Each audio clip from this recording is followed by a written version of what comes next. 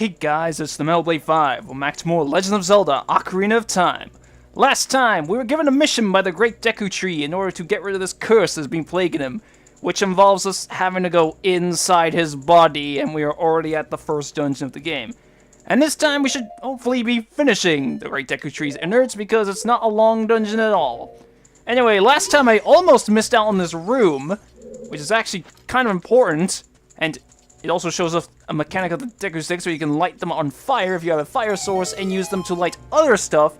And for some reason, the torches in this dungeon are tied with the doors because that's not the only time that's going to be seen. Anyway, the main feature of this room is that this switch will bring up these platforms temporarily. There is a Skulltula over here, but you can easily jump past him. And we have a new enemy here. This is a Gold Skulltula.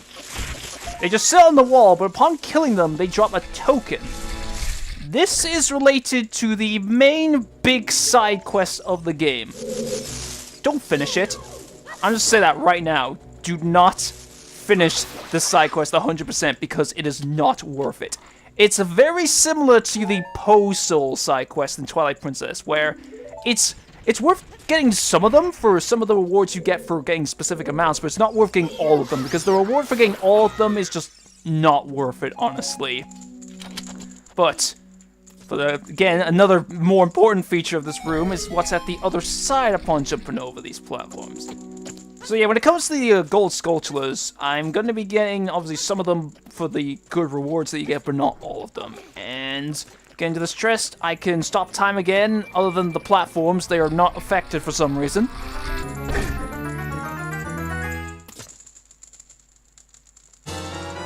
You found the compass! Now you can see the locations of many hidden things in the dungeon. Just like other Zelda games, the compass lets you see things like, oh come on, the way you came in, and I took way more damage from that enemy than I should have. And well, things like chest arm. Thank God there was some stuff in there. And here we get Deku Seeds! These are small, hard seeds that you can use as bullets for your slingshot. They're the ammo. Picking those up will instantly go towards your slingshot so you can use it more. Now, I have to go back to jumping down that shaft and destroying that web, which I've always had issue with, because I swear, it's like you're slightly off the center, and it won't count, even if you clearly land on it. Once again, I can easily kill this Skulltula and then just align myself here, and please? There, right in the middle. If that failed, I would have been really annoyed.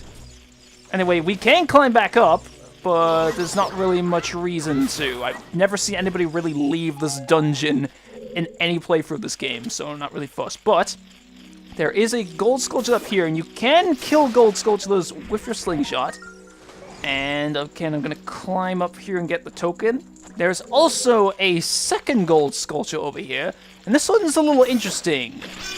You're not really supposed to get the token from killing this one just yet, but there is a little trick you can do to get it earlier than when you're supposed to. If you roll at the edge, you can just reach it. It's not that much longer into the dungeon when you're actually supposed to get it, so I don't really have an issue sort of using that trick right here. But if we light this switch, that will turn on that torch, and it shows that fire will also destroy the webs around here, and we gotta use that to progress a bunch of times as well. There's also a heart in that chest, and we're gonna have to spam through the text box. To get through this, you gotta light this torch, you gotta land on the shallow part of the water, otherwise the fire will go out. And then I generally try to avoid rolling, because I'm not 100% sure if rolling puts out the fire. It would make common sense, though, is the thing. And Deku, we meet again. Please forgive me, Master. I'll never do it again. If you spare me, I'll teach you something cool. You will never beat my brothers up ahead unless you punish them in the proper order. The order is 2, 3, 1. 23 is number 1. Do you think I'm a traitor? And he shits out a heart just like the other one from before. And it's going to be our first of many instances in which we're going to have to shoot eyeballs. That's generally a staple in a lot of the Zelda games. Anyway, this room, I know Navi's gonna interrupt me here. After you get into the water, if you hold down A, you can dive. I bet there are some interesting things underwater. And that's precisely what you gotta do to get through this room. You got this spike thing over here and a platform you need to get over. Hold A underwater to dive, and you can press the switch. You can only go underwater for that 3, 2, 1 timer, unfortunately. But I wonder if I can... No, I can't. I can't climb up this. This is timed, but it gives you plenty of time to do this. Trust me, you should not be worried about time at all. It makes me wonder what's even the point of having a timer on it when it gives you so long to actually get over there. Still going. Still going. Still going. And across here, there's actually something else interesting, but I know Navi's going to interrupt me again, so after I kill you... And now... There we go. As your dead corpse lies there. Stand next to this block. Grab hold of it with A, while holding A, you can push or pull it. If you stand next to the block and press A while pressing the control stick towards the block, you can climb on top of it. Pay attention to what the action icon says. Anyway, this block is actually of kind of interesting note. It relates to an interesting fact about Ocarina of Time, being that very early copies of the original Nintendo 64 version of the game were printed on this gold cartridge. And this cartridge has some differences compared to later releases of the game for the N64, which were printed on a more typical gray N64 cartridge. In the original gold cartridge versions of the game, the blocks had a different symbol on them. It had a symbol of a crescent moon with a star on it. It is very similar in appearance to the Islam symbol, which is probably the reason why it was changed. And it's not the only time that symbol is actually used in the game. Anyway, all you have to do is light up these torches, because again, everything is connected between the doors and the torches. And I feel really bad for the Skulltula because, oh my god, he's smart. He actually turned around. For now, I can kill him. Now, this room is actually also pretty interesting because of two reasons. For one, there is actually an enemy that you don't really ever see at any other point in the game. This is Goma Lava. If you hit them, they will run away from you. And, wow, double KO! And if you kind of leave them alone, they will jump towards you, but it's a highly telegraphed attack, so it's very easy to see coming. Anyway, what we're supposed to do here is... Oh, there's another one. I thought there was only two in here. And you can use the slingshot to kill them, but I'm going to save my ammo a bit here. Now, that's the last of them, please. Okay, it is.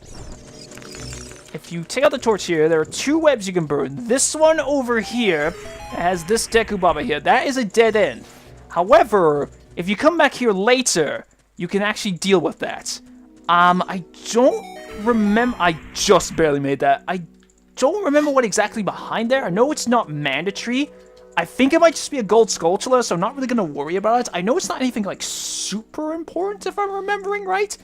I swear, if it's, like, a piece of heart, I'm going to really hate myself. But yeah, I think it's really the only case in, like, a 3D Zelda game where there's ever something that you kind of need to do... Kind of need something from later on in the game, is what I mean, before you can do it in a very early dungeon. Okay. This takes us back to where we fell down before, and we can create both a shortcut and a way to actually progress with this block here by pushing it down, because this connects to how we're going to progress even further into the dungeon. Once I finish pushing it, I kind of slowly remembering how slow a lot of things in this game are. Pushing that down, we can go back to this torch from before, and we're going to have to use some more Deku Stick antics over here, and it didn't get lit. There. Light it up, and then jump over here, and then when you get on this web, you want to roll because the stick's going to touch the fire, and... There, where you drop down, and conveniently there's more water, and more Dekus. But as you see, there's 3 of them. So if you remember what that guy said before, fucker! Come on. 20? 20? Come on. 23 is number 1. Run after him. How did you know our secret? How irritating. It's so annoying that I'm going to reveal the secret of Queen Goma to you! In order to administer the coup de grace to Queen Goma, strike with your sword while she's stunned. Oh, Queenie. Sorry about that! And again, he shits out a heart, but at least this time it's actually useful because of how they can just ambush you like that. And there's some patches of grass here, and hopefully there's hearts in there. I know there's hearts in the water, but this is just way more convenient, honestly. No. I'll be right back. Okay, and now, it might not seem like it, but this is actually the boss door. Yeah, we don't need a key for this dungeon.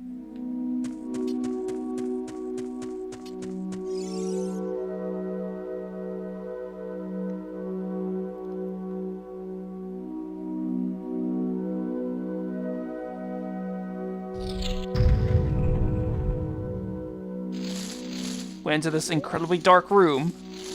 You can hear something. And if we look up... If we... Really gotta ruin the build up there, okay? If you look up when you're standing closer, because it's very finicky. Or... not. What the hell's going on here? There, the slingshot does the trick.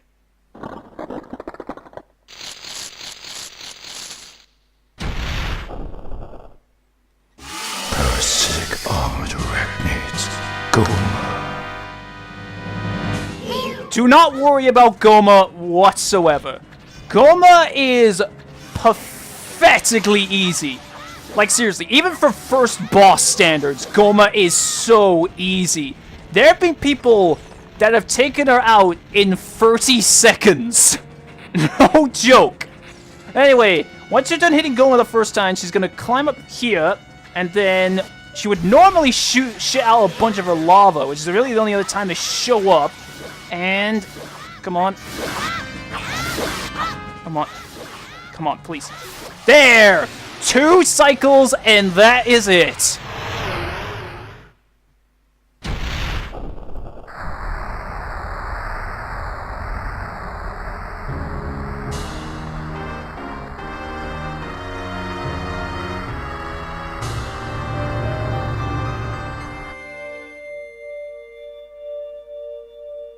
And again, in true Zelda fashion, upon defeating the boss, you got a heart container! Your maximum life energy is increased by 1 heart. Your life energy will be totally filled.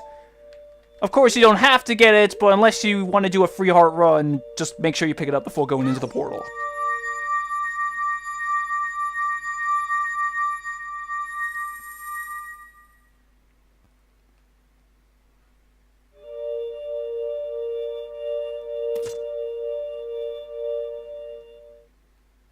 Well done, Link.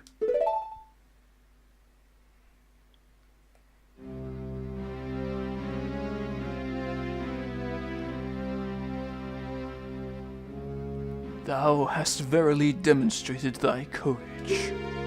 I knew that thou wouldst be able to carry out my wishes. Now, I have yet more to tell ye. Wouldst thou listen? Well, last time I said no to you, you told me to piss off, so... Now, listen carefully. A wicked man of the desert cast this dreadful curse upon me.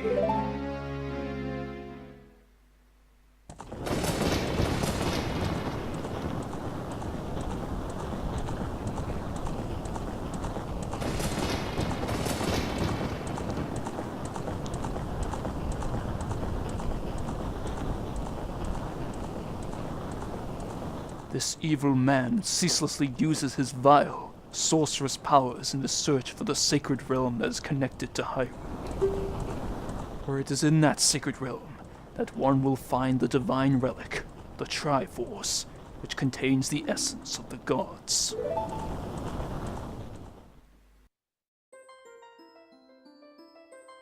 Before time began, before spirits and life existed, 3 golden goddesses descended upon the chaos that was Hyrule. Din, the goddess of power. Nehru, the goddess of wisdom. For all, goddess of courage.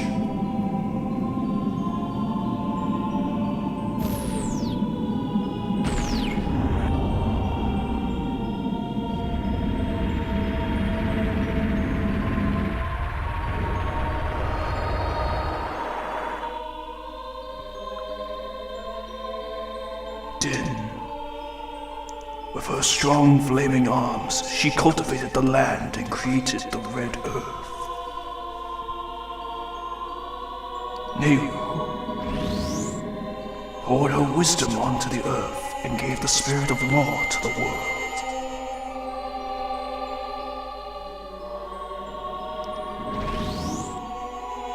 Faro, with her rich soul, produced all life forms who would uphold the law.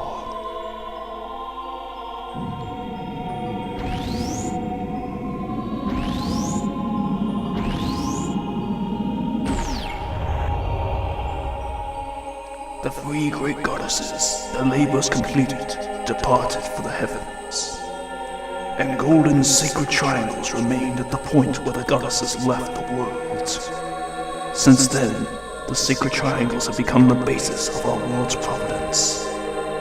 And the resting place of the triangles has become the sacred realm.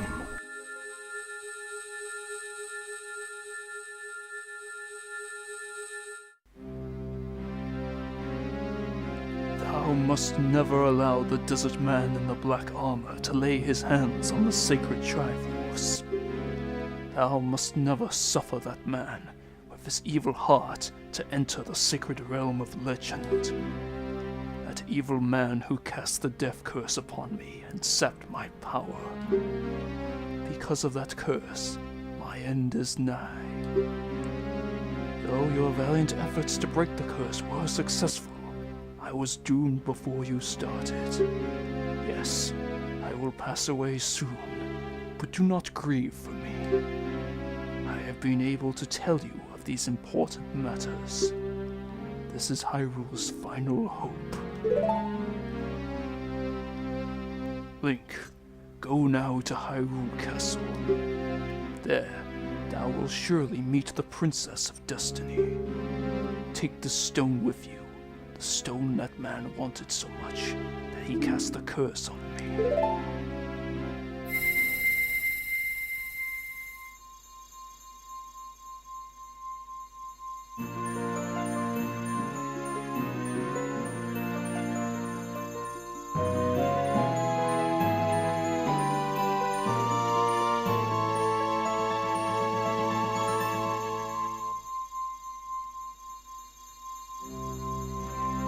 You got the Kokiri's Emerald. This is the spiritual stone of the forest, now entrusted to you by the Great Deku Tree.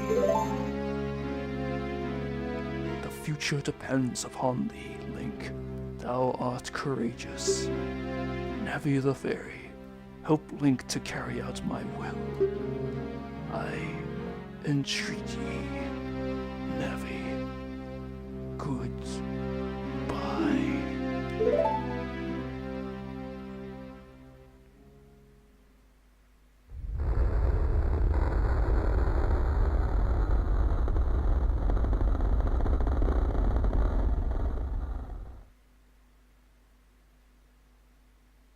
Let's go to Hyrule Castle, Link. Goodbye, Great Deku Tree.